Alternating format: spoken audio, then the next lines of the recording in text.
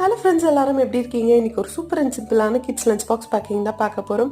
As usual morning எந்திரிச்ச உடனே பால் காய வச்சுட்டு சாதம் வடிக்க போட்டுட்டேன். இன்னைக்கு கீரை பிளான் பண்ணியிருக்கேன். அதுக்காக பருப்பு வேக போட்டுட்டு கீரையும் கடைஞ்சி எடுத்துட்டேன். ஏற்கனவே சிமிலி உருண்டை பண்ணியிருந்தேன் இல்லையா, அதனால அதில் கொஞ்சம் பூர்ணம் மீந்து இருந்தது. ஸோ அதில் கொழுக்கட்டை மாதிரி பண்ணலாம் அப்படின்னு சொல்லிட்டு அரிசி மாவு போட்டு நல்லா சுடு தண்ணி உப்பு மிக்ஸ் பண்ணிவிட்டு அதை நல்லா சாஃப்டாக பிணைஞ்சிட்டு அதில் அந்த பூர்ணத்தை வச்சு கொழுக்கட்டை மாதிரி இன்னைக்கு ஸ்நாக்ஸ்க்காக ரெடி பண்ணி கொடுத்துட்டேன். ஸோ அது செம்ம சாஃப்டாக இருந்தது, ரொம்பவே சாஃப்டாக இருந்தது. என்னால் ஈவன் கையில் கூட பிடிச்சி எடுக்க முடியல, அவ்வளோ சாஃப்டாக இருந்தது.